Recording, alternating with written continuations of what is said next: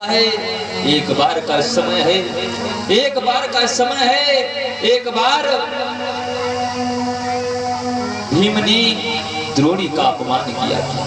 द्रोणी कौन था? द्रोण का पुत्र था द्रोणी। और भीम ने द्रोणी का अपमान किया था। जिस समय द्रोणी ने ऐसे वचनों को सुना है तो भीम से कहने लगे हैं द्रोणी, अरे भीम,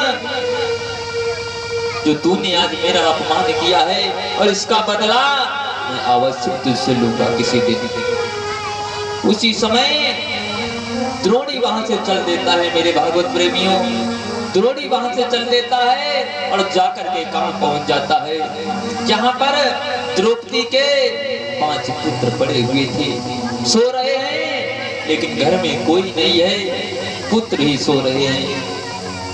द्रोणी जैसे ही घर में पहुंचा है और द्रौपदी के 5 पुत्रों को शीश काट दिया, 5 पुत्रों का शीश काट दिया और द्रोणी वहां से चला जाता है। जब द्रोणी वहां से चला जाता है मेरे भक्तों, हत्यारे ने क्रोध में काट दिए वे लाल, उन 5 के शीश ले निकल चला तत्काल।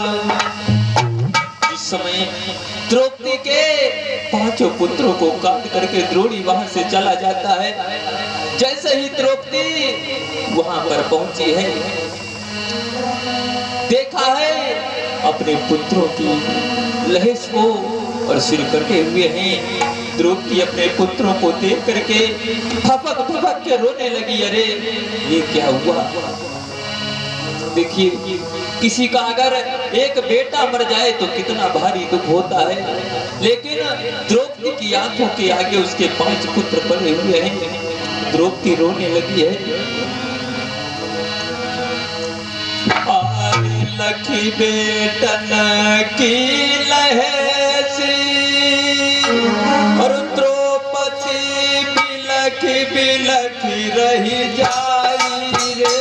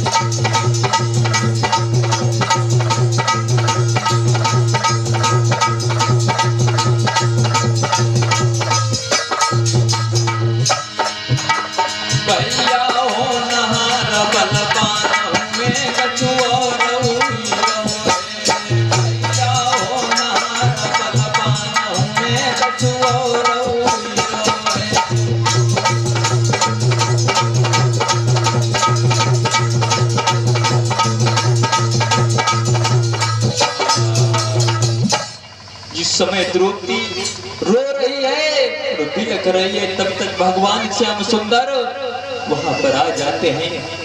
कहने लगी, अरे बहन क्यों रो रही हो? तो द्रौपदी कहने लगी, अरे भैया, हमारे पुत्रों को द्रोणी मार के यहाँ से चला गया है। जैसे ही भगवान श्याम सुंदर ने ऐसे वचनों को सुना है, कहने लगे, अरे बहन, रोने से कुछ नहीं मिलेगा, इसका कोई न कोई उपाय करना है कि किस प्रकार से हम द्रोणी से अपना बदला ले सकें। और परवेश भैया की ओर से 50 मुद्राओं का दान हो रहा है। सदा माँ भगवती कल्याण करती रहे और हर मनोकामना इच्छा पूरी करती रहे। भैया प्रसाद रख ले। उसी समय जिस समय भगवान श्याम सुंदर कहने लगे द्रौपदी से, प्रभु बोले या ठीक है, पर करियो कछु विचार, नहीं किसी के भाग्य पे मेरा कछु अधिकार। भगवान श्याम सुंदर कहने लगे हैं द्रौपदी, किसी के भाग्य का कोई नहीं दिखाया है, पता नहीं किस्मत में क्या लिखा हो। क्या हम सभी लोग यहाँ पर बैठे हुए हैं, लेकिन ये किसी को नहीं मालूम है कि हमारे साथ में कल क्या हो जाएगा। किसी पल का पता नहीं है। अभी यहाँ पर बैठे हुए हैं, पता नहीं थोड़ी देर के बाद में क्या हो जाए। भगवान श्याम सुंदर कहने लगे हैं द्रौपदी से, अरे बहन, समय को कोई नहीं देख करके आया है। और भगवान कन्हैया कहने लगे हैं द्रौपदी से कि मैं तुम्हारे साथ में हूं। हेलो, जो भी होगा वो हम सारा वचन निभाएंगे और तुम्हारे साथ में ही रहेंगे। भगवान कन्हैया कहने लगे, सुनो बहन, कि मैं जितना वचन दे चुका हूं, हेलो, कि मैं जितना वचन दे चुका हूँ और अंतिम तक उसे निभाऊंगा।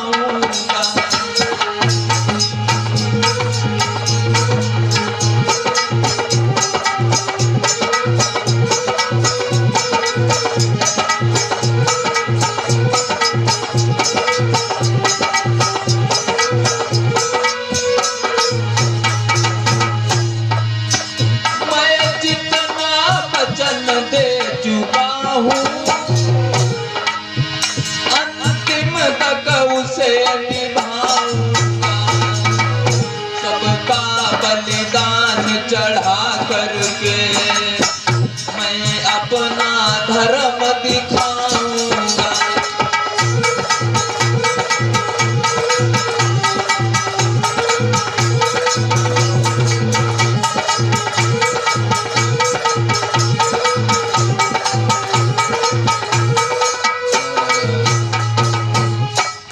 जिस समय भगवान श्याम सुंदर कहने लगे हैं द्रौपदी से कि मैं जितना तुमको वचन देता हूँ उसको अंतिम तक निभाता रहूंगा, लेकिन मैं अकेले क्या कर सकता हूँ। उसी समय द्रौपदी रो करके कहने लगी, अरे भैया, जिसने हमारे पुत्र को मारा है और उसके मार करके ले आओ हमारे पास में। द्रौपदी रो करके कहती है भगवान कन्हैया से, क्या भरी नैनन में नीर को द्रौपदी कहे पुकारी, जिसने मारो लाल को ले आओ गोपाल। आए कि जिसने हमारे पुत्रों को मारा है उसको ले करके आ जाओ। भगवान कन्हैया कहने लगे, ठीक है। भगवान कन्हैया वहां से चल देते हैं, उधर से अर्जुन भी चल देते हैं, जा रहे हैं द्रोणी की खोज करते हुए, द्रोणी का पता लगाते हुए ढूंढते ढूंढते जा रहे हैं। जैसे ही ये कहां पहुंचे हैं, जैसे ही कुछ आगे पहुंचे हैं तो द्रोणी को देखा है तो पकड़ लिया है भगवान श्याम सुंदर। और अर्जुन ने जब पकड़ लिया है तो द्रोणी को पीछे रथ पर बांध लिया, और बांध करके चल देते हैं। जब द्रोणी रथ पर बंधा हुआ है पीछे, अब तो कुछ नहीं कह रहा है, क्योंकि अब तो कब्जे में हो गया और रो रहा है कि बेचारा रथ में बंधा हुआ और नीचे सिर किए जा रहा है।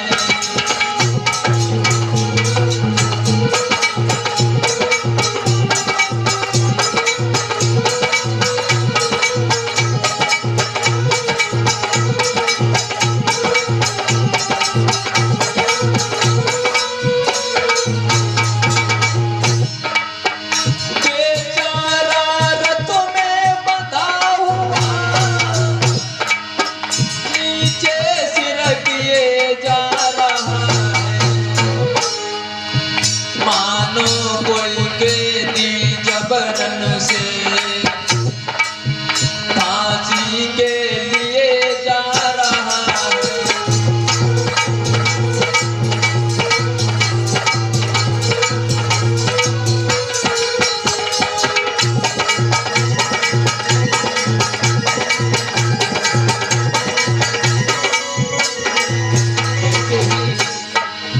भगवान श्याम सुंदर अर्जुन लेकर के द्रोणी को चल देते हैं, रथ में बांध करके जा रहे हैं। तब तक क्या हुआ है मेरे भाइयों, भीम भी उसी रास्ते से आ रहे हैं और जैसे ही भीम ने द्रोणी को देखा है तो हाथ में तलवार को निकाल लिया है।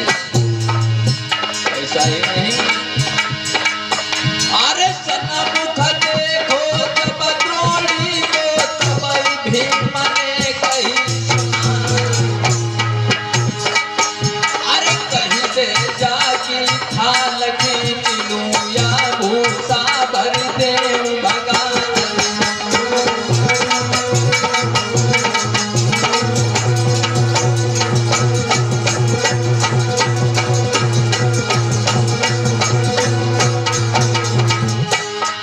कहने लगे हैं कहीं तो जाको तभी काट लूं के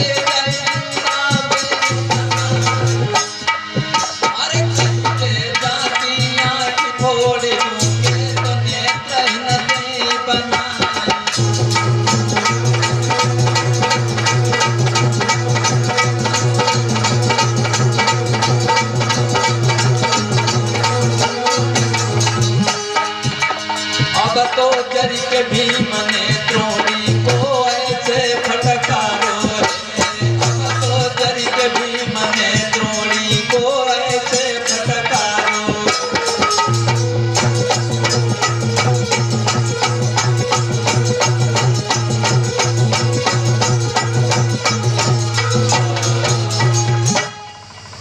जैसे ही भीम ने देखा है तो हाथ में तलवार को खींच करके जैसे ही द्रोणी को मारना चाहा तब तक द्रौपदी भी आ गई। द्रौपदी ने भीम के हाथ को पकड़ लिया, कहने लगी अरे क्यों रोक लिया। तो उसी समय द्रौपदी कहने लगी है द्रोणी से, अरे नालायक नीच, तूने हमारे 5 पुत्रों को मार दिया, इसको मार दो। जैसे भीम ने तलवार को निकाला है द्रौपदी ने फिर रोक लिया, कहा अरे रुक जाओ। तो उसी समय द्रोणी कहने लगा अरे चाहे आप हमको मार दो और चाहे छोड़ दो, जैसी आपकी मर्जी। द्रोणी कहने लगी अरे भीम से, पुत्र तो हमारे चले गए हैं लेकिन इसको मारने से कुछ नहीं मिलेगा, क्योंकि जो द्रोणी जो था ये जात का ब्राह्मण था, जात का ब्राह्मण था। तो इसीलिए द्रौपदी कहने लगी क्योंकि अगर एक ब्राह्मण को मारोगे तो 100 गांव की हत्या लगती है, मतलब गांव की हत्या लगती है, इसीलिए ब्राह्मण को नहीं मारना चाहिए। तो उसी समय भीम ने द्रोणी को छोड़ दिया है। जब द्रोणी को छोड़ दिया है द्रोणी वहां से चला जाता है, द्रोणी वहां से चला जाता है और कहां पहुंच गया,